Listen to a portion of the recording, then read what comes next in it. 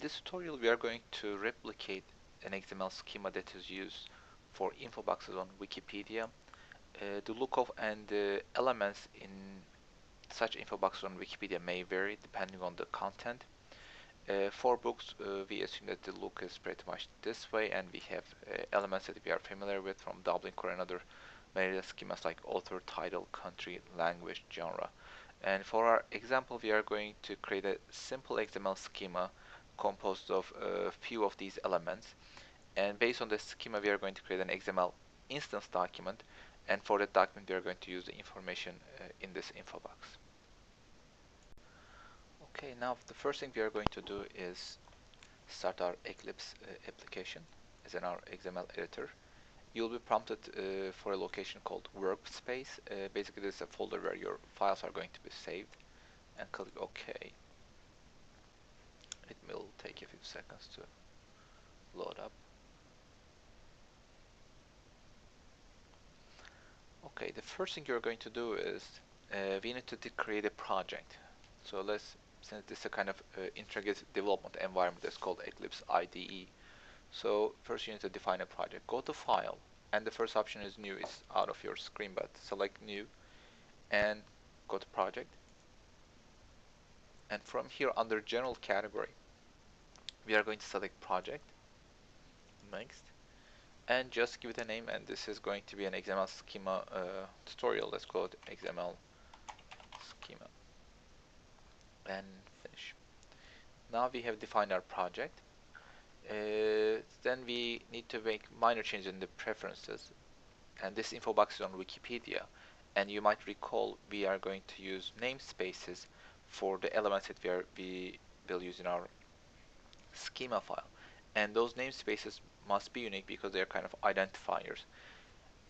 And by default in Eclipse, all the namespaces are set as example.org, so you can go to preferences under window and go to XML schema files, and I have changed mine already, but you can simply go to this default target namespace, change wikipedia.org, or if you're working on a different project, then you can change it to something else, and click OK.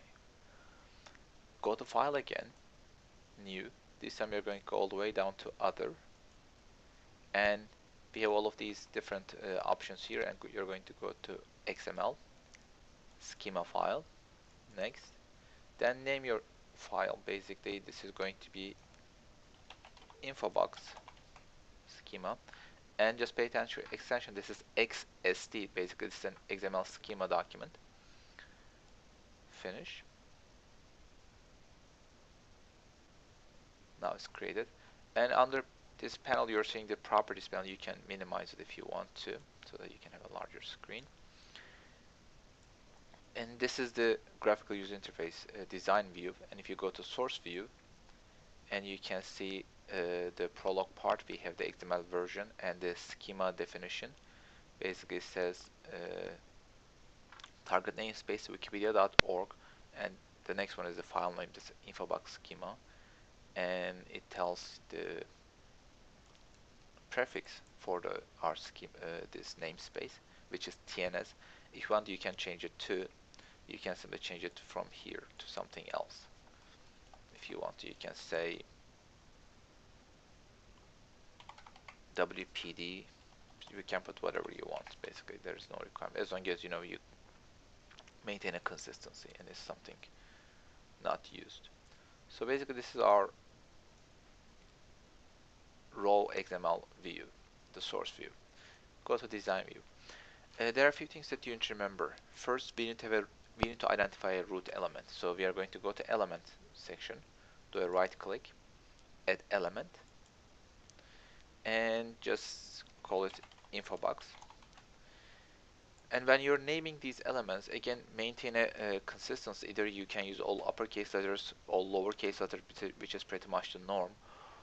Other norm is basically you can start with a lowercase letter, and in case there are other words that you need to incorporate, each word starts with a capital letter, as in this case. Remember that also your element names should not begin with XML, so those things are reserved, and also do not start with a number.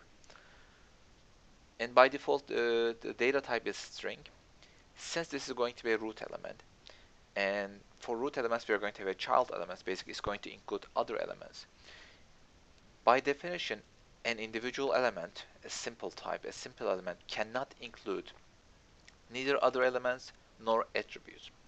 Only complex type elements can include other elements and attributes. Therefore, we need to change this one to a complex type, and this is a custom type that you specify because it can take a different types of elements underneath. We are going to have a title, we are going to have a number of pages, title may be a string, and number of pages is a data, it's a number field. Therefore, there's this different data types can be used, hence the complex type definition, the distinction here. You're going to set the type new, and complex type is selected. Basically, give a kind of descriptive name. You can choose whatever you want, but as long as it's descriptive, and make sure it is consistent with the rest of the document. And click OK. Now we have an element and the data type here. Double click on the data type. Here we are. Now we are going to start attaching or including the sub elements for this root element. And let's do a right click on this one, then you're going to see add element option. Our first element is going to be author. Okay, and by default it puts string unless you want to change to something else. That is fine. Do another right click, add element, and which is original title. Again, this is there are two words here, and I will just do like this. You can use underscore, which is acceptable. Also, we didn't have an element called display title, but we had a display title at top. You might remember, if you look at the document, we have another title up here. Again, the display title might be different than the original title. Sometimes original titles can be very long. So let's incorporate a display title element here. You can either click the whole area here and do a right click up here, or if you want to, insert an element, let's say right after author or right after this, another one, you can right click on the element and insert element, then you'll give an option to insert before and after. So this is going to be our display title.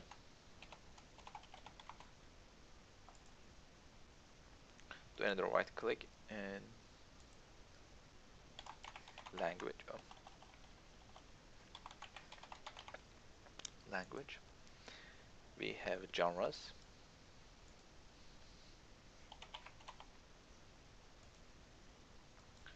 We have publisher.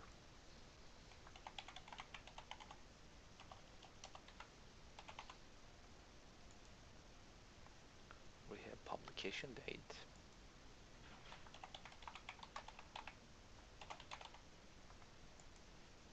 And we have number of pages.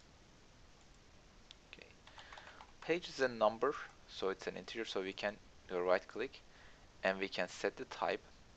And this is another kind of complex type, anything like that, so you can browse and look at the elements that are data type that's appropriate for this element. And the appropriate one is the integer. Basically, a number ranges from 0 to another whole number. So we're going to select integer. Basically, now we have created the basic part of the schema. Let's look at the source view. And this is our root element. That's what we are seeing. And underneath we have author, original title, display, and others. And now we can think about to what extent some elements may repeat or whether they are required or optional. Also, you may want to consider incorporating some encoding schemes for elements such as language and publication date that you might recall from assignment number 1. We can use encoding scheme for language and encoding scheme for publication date, where we can use 4-digit year and 2-digit month and 2-digit day. In this case, we can use 4-digit month, 4-digit year and 2-digit month. So before we doing that, let's go to the design view and specify whether which elements are actually required or optional. By default, unless it's specified, all the elements are required and can appear only one time. They are not repeatable. So for author element, for example, we can simply set multiplicity, because for certain books we may not necessarily know the who authored the book, so we can make it 0 or more because some books may have multiple authors. And for original title, let's say they are required, then you can simply explicitly specify 1.1. Same thing for display title. Language, let's say it is required. One time. There might be multiple genres, so let's say 1 or more. Publisher again, which is 1. Publication date, let's say,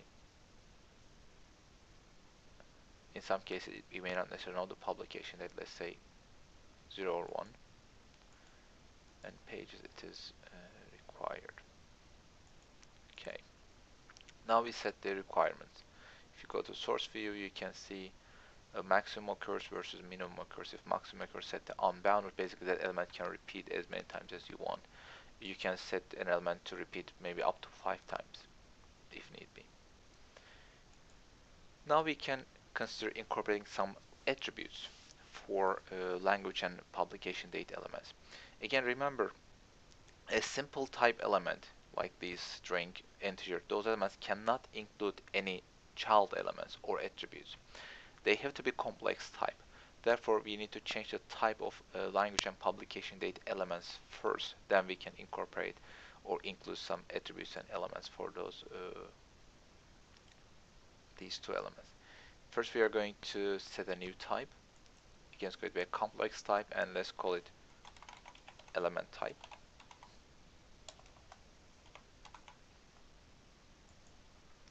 And we are going to do the same type for publication date.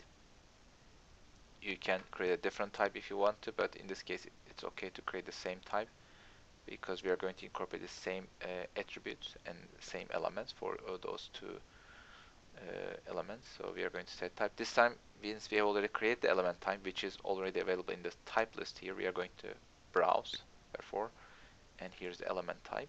Click OK. Now click on the element type. Now we are going to incorporate an attribute. Let's call it scheme.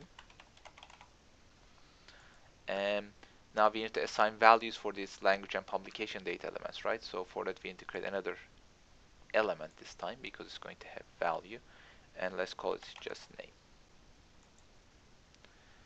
And let's look at the source view, how it is being displayed here. And you see this is the complex type that we have, the element type that we have created, which is an element and also which is an attribute. And here's the language, which is an element type, same for publication date. Let's save it. Design view. Also, you can make sure your schema is well formed. You can do a right click on your schema file, do a validation. Okay, it is valid. Now the next step is to create an XML instance out of this XML schema document.